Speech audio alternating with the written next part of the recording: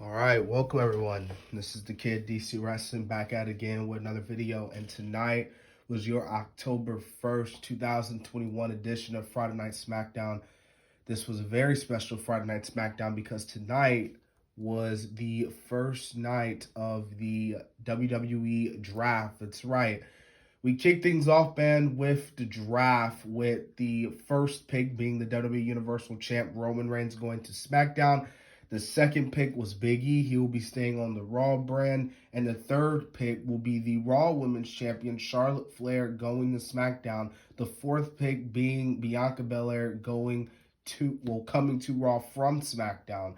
And also want to make these changes. We'll want to state this claim for those who don't know already.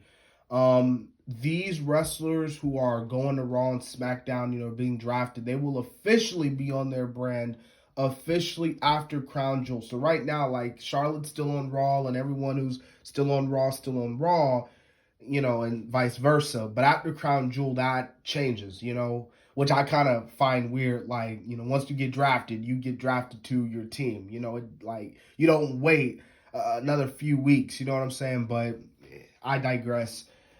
So we have that. Now we kick things off, man, with the head of the table, Roman Reigns. He talks about how he defeated Finn Balor. Because why? Because he's number one. He tells Baltimore to acknowledge him. Heyman says it wasn't good enough. He brags that the Demon is no longer undefeated on the main roster. Technically, the Demon has lost one match. And they look forward to Crown Jewel as Brock Lesnar takes on the super suplexism, Roman Reigns. And that's where the Beast incarnate Brock Lesnar comes out. He's attacking Roman Reigns. He and Roman going at it. The Usos come out. He F5s the Usos. Man, this is a great segment, man. All around great segment, man. Great way to open up SmackDown, the A-Show, SmackDown. And of course, later on, we find out from Brock Lesnar that thanks to his good friend, his good pal, Paul Heyman, he is a free agent. So Brock Lesnar, he's not exclusively signed to, a specific brand like SmackDown or Raw or even NXT. Well, then again, even if he went to NXT, he'll dominate NXT. But you get what I'm saying? He's a free agent, so he can go anywhere at any time. Now, after all that, man, we see Kevin Owens versus Happy Baron Corbin. This was a solid match, man. These two were going at it. But, of course, man, in the end, man, Corbin beats Owens with an end of days in the middle of the ring. 1, 2, 3. Obviously, a lot of people not happy about this, man. A lot of people saying Kevin Owens, especially with, I believe, his contract expiring in a few months. A lot of people want to see Kevin Owens leave the WWE. Me personally, we'll see what happens. I don't know. Anything could happen. He could resign. He could stay. I don't know. But as far as tonight goes, it's a solid match. Happy Corbin gets the win. And yeah, now we continue the draft. It is next at the next pick of the second round. Drew will be heading to SmackDown in a long time. RK Bro stays on Raw. And the New Day once again gets split. They are going back to SmackDown. And Edge will also be coming over from Raw.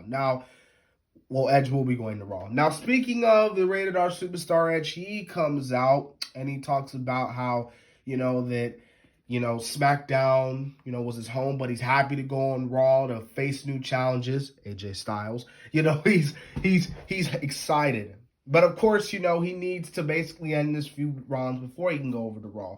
That's where Rollins comes out because Edge calls Rollins to the ring, but Rollins is not there. Rollins is on the big screen. He calls out Edge saying he isn't saying what he wanted to hear. He wanted to hear Rollins is better than Edge and stuff like that. Now we see Rollins, he's in a particular area. He's at the home of Edge and Beth Phoenix. He walks in the fridge. He eats an apple. He drinks some orange juice from the container. He's walking around. Rollins is making himself comfortable. Overall, this is a great segment. I enjoyed this. I'm telling you, I said before, I said again, this Rollins and Edge feud has just been A+ all around. Awesome. One of the best feuds of this year, low key. I've had no problems with this feud. Nothing whatsoever. And of course, we see Edge. He's calling Daniel and David to the home to deal with Rollins. He tells Beth, screw the groceries. Go to your brother's house. Edge is at the home. So Edge, because of course Edge ain't gonna fly back all the way back to wherever they are. You know what I'm saying? So especially with them being in Baltimore. We see Carmella and Liv Morgan. Now, Carmella's coming out, and Carmella's basically like, you're not ruining this beautiful face again. She puts on this sparkling, weird mask. You look stupid chant from the crowd, and Carmella drops Liv, and she removes the mask, and the match never begins. Like, this match, supposedly I thought got started, but I guess it didn't.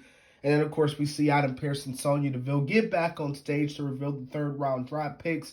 Happy Corbin and Mad Cat Moss will stay on SmackDown. Raw will be getting Nikki A.S.H. and Rhea Ripley. And SmackDown will get an NXT crew, Hit Row. So, me personally, I know a lot of people love Hit Row. I'm kind of with Hit Row. I've seen their stuff, and sometimes I'm just like meh. You know, like sometimes it's cool. I'm like, oh, it's pretty cool. And then there's other times where it's just like, I don't know. But overall, interesting to see what they do on the brand. So on the SmackDown brand. So welcome Hit Row to the main roster. Excuse me. Raw will select Keith Bearcat Lee. He will be staying on Raw. We get a tag team match player. That's right. We get an 8-man tag team match player. The New Day and the Street Profits versus the Dirty Dogs and Otis and Chad Gable. Overall, I thought this was a solid tag team match. In the end, man, the New Day double teams Rude for the win, so that was really cool. Obviously, the New Day getting their first win back on the SmackDown brand, so that was good for them. Kayla's backstage, man. Now, before all that, actually, this was the final pick of the night for night one. Naomi staying on SmackDown, which DeVille wasn't happy about that. Raw gets Rey and Dominic, and SmackDown gets Jeff Hardy. We going back to 2009, baby. Well, you guys know the old days when Hardy was on SmackDown, and just good old days, man. Good old days. I miss old days. But anyways, I'm getting off topic here. Raw gets Austin Theory from NXT. Now, again, Kayla Braxton was backstage with Jeff Hardy, but before he can speak, Lesnar comes up. Hardy's backing away. He wants nothing to do with this. Lesnar says hi to Kayla, and like I said earlier, the whole announcement with him being a free agent. Now, the bloodline, Roman's like, are you really good friends with Lesnar? And Heyman's like, my tribal chief. I'm not. I don't, he's, poor Heyman. Poor Heyman. Like you about to cry tonight, really. Gonna cry in the car. But, nah, man. Reigns wants Heyman to go to Raw and tell them to make sure that the Usos are drafted to SmackDown. And he tells the Usos that, hey, if Heyman does not make you guys come back to SmackDown, leave him for dead on Raw. Basically, I want you to F him up on Raw and leave him there. Now, in the main event, we get the rematch between Bianca Belair versus Sasha Banks. Overall, this was a solid match, man. Of course, in the end, Charlotte gets the win by, Becky kind of interfering in the match. And, yeah, man, we see Charlotte come out laying out the women. So that was how the show went, man. And like I said, man, that was SmackDown. And I actually thought this was a really good episode of SmackDown, man. All around good stuff, great positives. I have, there's only, a few gripes out of this show. But overall, pretty good show for SmackDown. Pretty enjoyable. So, yeah, man, that was the review. I hope you guys enjoyed. Remember to subscribe to the channel. And so, yeah.